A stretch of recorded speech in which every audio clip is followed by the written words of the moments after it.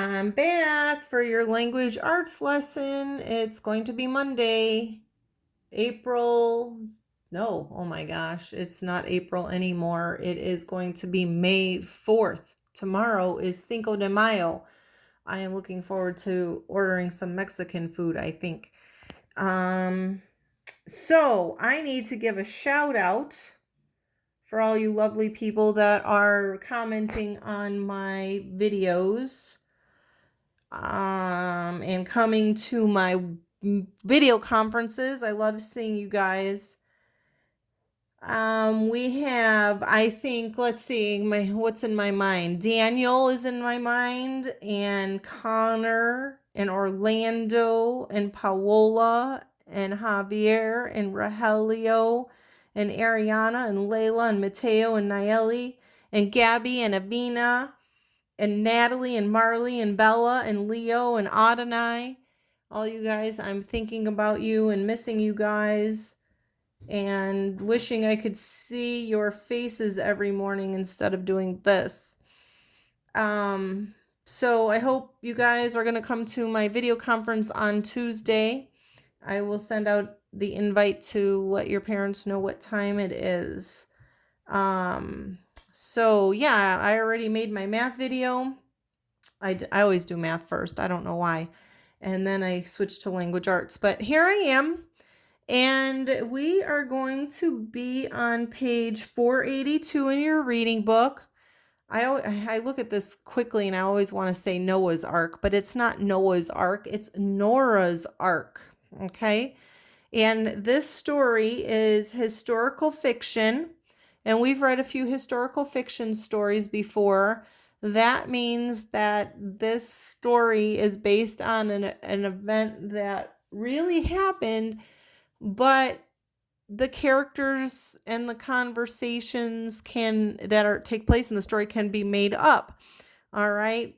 So that's why it's called historical fiction. But this story is about a flood that happened in Vermont a long time ago, like in the early 1900s, so like almost 100 years ago.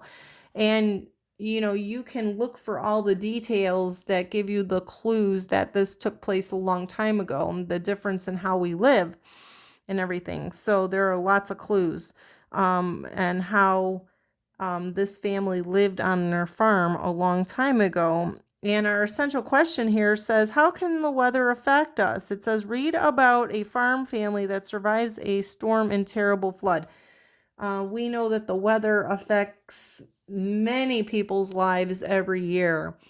So then sometimes it's a very bad thing when the weather affects our lives, when we have, tornadoes and hurricanes and all those kinds of things.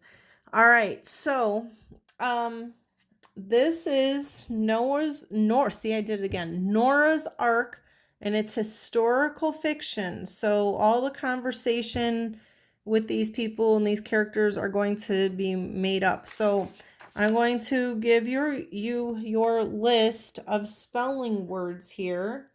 And I've got my little bitty pencil that I was using as the eyedropper in math.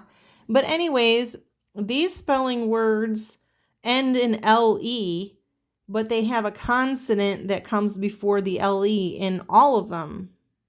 There are no exceptions, I don't think. In English, there's always an exception to the rule, but I don't think I see any. And if you see an exception to that rule, you point that out to me and let me know. So consonant with the LE, this is the pattern that we're seeing in our spelling list, okay?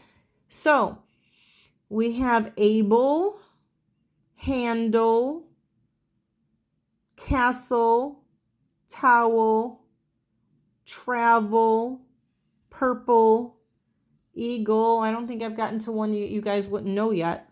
Little, nickel, tunnel, riddle, puzzle, pickle, camel, squirrel. Look at that. Camel has an EL, not an LE, and squirrel has an EL, not an LE, like the rest of them do. And then we have our words from last week: preschool, rebuild, unlucky, and the last two, motel and couple. Motel is a place where you sleep if you're traveling. A couple. Please give me a couple of those jelly beans, or the couple went to see a movie. Okay, so you're gonna be. I'm gonna have to think up a new spelling assignment for this week. I loved reading those stories last week. So we'll see. But those aren't any ones that you don't really know, that you wouldn't know. All right, so vocabulary words over here that go along with our story. This first word is conditions. What is, like, this means, like, what is the condition of the farm in the story after the horrific flood? All right, what is the state of that it's in? All right, what is the condition of the car after the accident? All right, so the next one is argue. You guys know what it means to argue. Astonished. Why do I feel like we've had this 2 other times? But if you're astonished about something, you're very surprised or amazed. And look at, like, can you hold the camera still, Mrs. Pullen? You're making it all blurry. All right. Not paying attention to what I'm doing. All right. So the next one is complained. Oh my gosh. I know you guys know the word complain because you complain when Mrs. Pullen gives you homework. Yep, this one has an ED. This one has an ED. It's past tense, right? And then we change here. We have an ING, forbidding. Your mother is forbidding you to go out and play because you did not finish cleaning your room. It means she's going to stop you from doing something. Maybe you're grounded too. Who knows? All right. And then we have forecast. All right. What is the forecast for the weather tomorrow? Well, unfortunately, we had such nice weather this weekend that we will not be having nice weather tomorrow. The forecast does not look good. It's going to be cooler and I think maybe rainy. So a forecast is something that happens in the future. And then we have relief. Oh, you're feeling relief from your headache because you took a Tylenol. It means you're not having pain or discomfort anymore. And the last one is stranded. They left her stranded on the side of the road. Means that they left her in a helpless position. All right, so these are your vocabulary words and your spelling words. We're on Unit 6, Week 2. And I'm going to go up here. We're going to be doing theme. We're going to do theme this week. There are some questions that go along with the story, but you guys know that the theme is the author's message. What are you supposed to learn from reading this story? Oh, and look, idioms. Maybe those aren't going to be in our reading workbook. We did idioms on one of our video conference meetings. So I had those task cards and you guys were pretty good at understanding what an idiom was. Idioms this week, theme. Oh, and the story is going to, if you look at the questions at the bottom of the pages of the story, they're going to ask you to make a prediction. What can you predict is going to happen next? But that's pretty much it. So this is a longer story. So I'm just going to ask you to read the story tomorrow and not really give you any written work with the reading.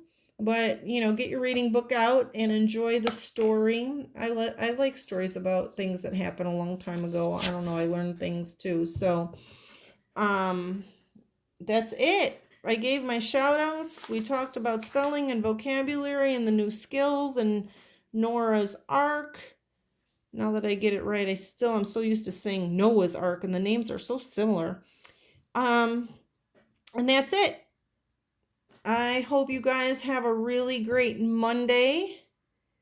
And I can't think of anything else that's coming up. I don't know. Should I give you a reading test? You guys have had math tests. You've had religion tests. If we were doing e-learning on on Fridays, you'd definitely have a reading test, but it's kind of hard to get everything in 4 days. So, but I really love the responses you guys write about what you're reading. That makes me happy because you guys are writing good long paragraphs and are demonstrating that you're thinking about what it is you're reading. So that's it. I hope you guys enjoy your week. I will be back with more math lessons during the week. So make sure you look for those. All right. You guys have a great week. See you later. Bye.